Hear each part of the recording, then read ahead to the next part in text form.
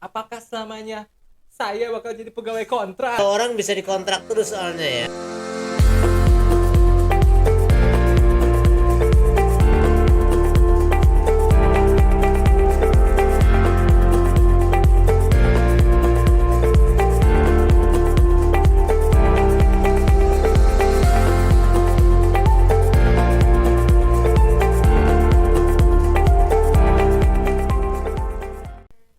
Halo semua sneakerian, balik lagi di LI Channel dalam podcast Sneakers seputar dunia kerja. The best. Oh, rame nih. Oke, nah di episode kali ini kita bakal ngelanjutin episode yang sebelumnya, membahas mengenai Undang-Undang Cipta Kerja. Nah, tapi isu kali ini lebih spesifik nih, yaitu mengenai apakah selamanya saya bakal jadi pegawai kontrak. Oke, nah ini kan isu salah satu isu yang penting banget, yang sering digaung-gaungkan kaum buruh, kaumnya saya nih. Apakah saya bener-bener bakal jadi pegawai kontrak selama setelah ada Undang-Undang Cipta Kerja nih? Oke, nah telah hadir bersama saya di sini narasumber yang kemarin juga sih sebetulnya, yang juga hebat, yaitu ada Bapak Kadhik Trianto selaku praktisi ketenagakerjaan. Oke. Ya, balik lagi Pak di podcast sneaker ini di LI Channel. Nah, tadi Pak pertanyaan saya, apakah setelah ada Undang-Undang Cipta Kerja ini nasib saya ini bakal jadi karyawan kontrak gitu Pak? Ya itu yang dari awal lahirnya Omnibus Law ya, khususnya klaster ketenagakerjaan itu terus menjadi polemik ya di kalangan serikat pekerja, serikat buruh maupun pekerja di Republik ini ya. Di kalangan para praktisi dan akademisi sendiri juga sempat tercengang juga karena dalam Undang-Undang Cipta Kerja ini khususnya terkait mengenai status hubungan kerja, isu yang tadi Mas Rifki tanyakan ya terkait dengan pekerja kontrak, memang sesungguhnya miris sekali. Nasib saya Pak masalahnya. Iya, orang bisa dikontrak terus soalnya ya. Tapi itu kan pendapat. Oke, pendapat. Itu kan pendapat. Lah, ternyata di dalam Undang-Undang Cipta Kerja sebetulnya hadir ingin menjamin kelangsungan bekerja. Kelangsungan bekerja. Ya walaupun Mas Rifki dikontrak terus menerus, tapi yang penting bekerja terus kan. Bekerja terus meskipun di kontrak. Iya. Aneh bekerja terus gitu. ya kan.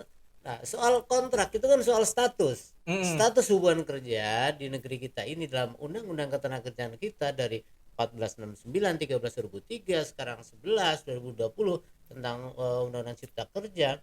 Sesungguhnya hubungan kerja itu hanya ada dua, perjanjian kerja waktu tertentu dan perjanjian kerja waktu tidak tertentu. Seperti saya jelaskan di episode sebelumnya ya, bahwa istilah-istilah outsourcing itu hanya ada di dalam putusan Mahkamah Konstitusi. Di dalam produk kita Undang-Undang Ketenagakerjaan tidak pernah muncul tuh kalimat itu. Yang menguntungkan lagi sebetulnya dalam Undang-Undang Cipta Kerja kali ini ya, bahwa walaupun dia pekerja kontrak ya, tetapi masa kerjanya itu dihitung berlanjut. Sebagai contoh konkretnya gini, Mas Rifki misalnya tahun ini dikontrak oleh salah satu penyedia jasa, namanya PTA. Oke. 1 tahun kemudian di tahun berikutnya 2022 berarti ya. Oh, kita makin tua ya. Di tahun 2022 Mas Rifki dikontrak lagi. Oke, berarti tetapi dengan PT yang lain ya. PT yang lain. PT yang lain tapi dalam satu tempat yang sama. Ya, di tempat kerja yang sama, jenis pekerjaannya sama gitu kan. Pemberi pekerjaannya juga sama. Nah, misalnya si PT X gitu ya. Maka di kontrak dengan PT B itu harus ada jaminan, dalam berkontrak itu harus ada jaminan kelangsungan. Apa contoh konkret jaminan kelangsungan tadi? Terkait dengan masalah upah misalnya, maka Mas Rifki tidak boleh menggunakan upah minimum. Upahnya harus di atas upah minimum. Kenapa? Karena masa kerjanya sudah dihitung berlanjut. Di bulan pertama di kontrak dia dengan PTB, Mas Rifki ini sudah 13 bulan masa kerjanya.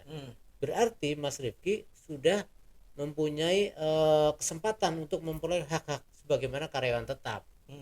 Ya kan? Kenapa? Karena 12 bulan berturut-turut berarti bisa memperoleh hak cuti, bisa memperoleh hak THR 1 bulan upah, bisa memperoleh pesangon ya, yang sekarang pesangon dalam perjanjian kerja waktu tertentu itu disebut dengan uang kompensasi.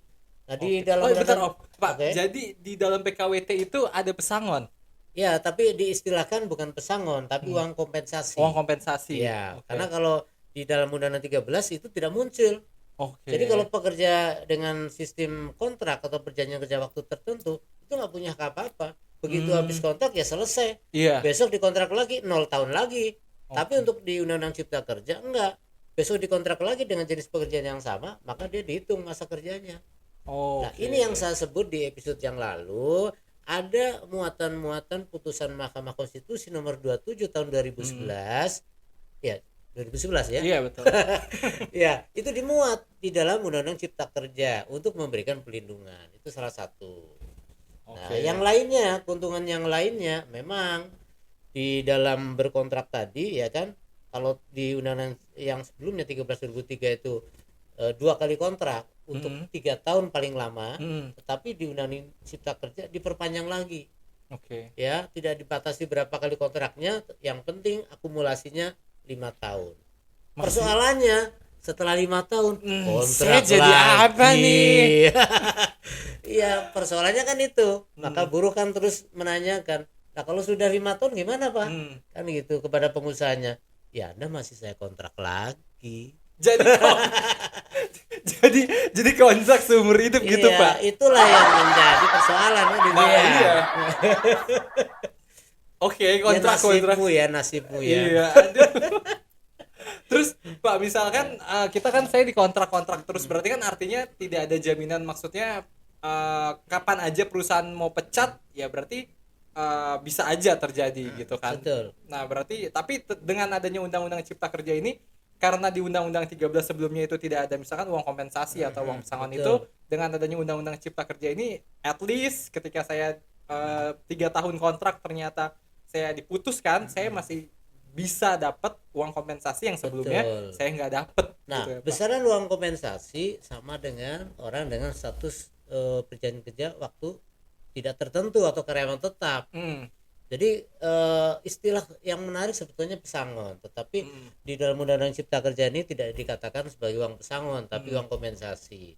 Nah, yang lebih menguntungkan lagi, kalau di dalam Undang-Undang 13/2003 perjanjian kerja waktu tertentu ya, PKWT tadi, kalau masa kontraknya 12 bulan misalnya, baru berjalan 3 bulan selesai ya kan. Kalau pekerja yang mengakhiri karena Mas Rifki misalnya atau teman-teman Snikaria dapat pekerjaan yang lebih baik, berarti yang mengawali atau yang mengakhiri kan pekerja atau buruh ya, maka dia wajib mengganti sisa kontrak. Kalau yang sekarang tidak. Oke. Nah, sekarang tidak, tapi justru diberikanlah namanya uang kompensasi. Oke, jadi pekerjanya itu yang pemberi kerjanya itu ya Pak yang justru memberikan Uang kompensasi. Iya. Kalau di 13/2003 kan siapa yang mengakhiri dia wajib membayar sisa kontrak kan gitu kan. Oke. Nah, begitu. Wah. Jadi Cipta Kerja masih menguntungkan. Wah, luar biasa. Ternyata ini teman-teman Sneakerian. Jadi yang bilang kemarin kita jadi karyawan kontrak terus gimana nasib kita ternyata di Undang-Undang Cipta Kerja ini justru bisa menguntungkan juga ternyata. karena jujur aja memang saya kayak kontrak gitu, jadi saya mengalami gitu. Berarti misalkan saya baru kontrak lagi itu sekitar bulan Maret 2021 gitu. Itu berarti udah masuk dalam Undang-Undang Cipta Kerja itu. Oh iya sudah. Kalau nanti misalnya gini, itu kan namanya perjanjian atau kontrak perjanjian kerja waktu tertentu tapi di antara misalnya ya. Jadi berakhir misalnya mulai kontrak misalnya Mei 2020. Berakhir di Mei atau Juni 2021. Berarti itu kan kontrak di antara 2 undang-undang. Nah, maka dihitung kompensasinya adalah di tahun di mana Undang-Undang Cipta Kerja itu diundangkan. Kan diundangkan di bulan November ya? Iya, November. November Desember ya? November Desember deh kayaknya. Kita cek deh. Iya. Jadi sejak diundangkan. Oke. Ya. Berarti walaupun kontraknya adalah kontrak antara, berarti dibuat kontraknya di 2020 sebelum ada Undang-Undang Cipta Kerja, Tetapi karena masa kontrak itu diantara, maka sisa yang masuk ke dalam Undang-Undang Cipta Kerja tetap memperoleh uang kompensasi. Oke. Disitulah bagian dari keuntungan-keuntungan juga. Luar ya. biasa. Ya. Oke Pak. Nah berarti misalkan saya baru kontrak lagi Maret, Ya. selesainya September misalkan. Nah berarti dari Maret sampai September itu atau Otomatis sudah berlaku, Udah berlaku. Undang-Undang Cipta Kerja.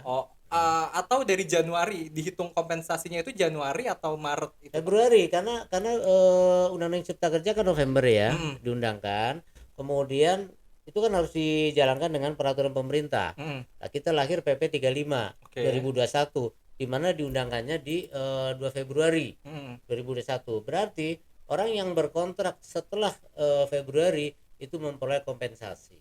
Oke, luar biasa. Itu tetap untung loh.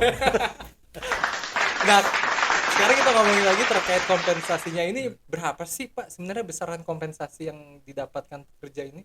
Ya kalau Anda misalnya sebagai pekerja kontrak 12 bulan berturut-turut berarti 1 bulan. 1 bulan. Iya, 1 bulan gaji. Oke. Ya, Berarti hitungannya jadi begitu selesai kontrak lu dapat dah 1 bulan gaji itu. Ya. Oke, kalau misalkan saya hitungannya kan Maret, April, Mei, Juni, Juli, Agustus, September kan 7 bulan. Berarti Ya. dihitungnya apa tuh namanya? Proporsional. Iya gitu. betul, proporsional kalau Oke, itu. proporsional dari kayak ngitung THR yang Ya sebelum 1 betul, tahunan ya 7/12 kali upah lu berapa, kalau upah lu 50 juta ya kali 50 juta gitu Kak. DPR kali. Oke. Nah, kemudian tadi kan meskipun udah potongan maksudnya udah kontrak 5 tahun tapi masih tetap bisa berlanjut, tergantung kesepakatan antara dua belah pihak. Betul. Gitu. Betul. Dan Jadi hukum gini Mas Iku ya. Hukum ketenagakerjaan kita ini kan sebenarnya berangkat dari hukum privat. Ya, hukum perjanjian, menganut kepada BW sehingga sebutnya kepada para pihak. Ini persoalannya kita ada Undang-Undang Dasar 1945 bahwa negara itu hadir.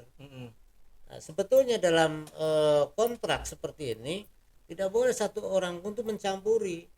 Tapi ini wujud dari tanggung jawab negara, maka negara hadir membuat aturan-aturan perikatan tadi dicampur oleh negara, memberikan batasan-batasan minimal.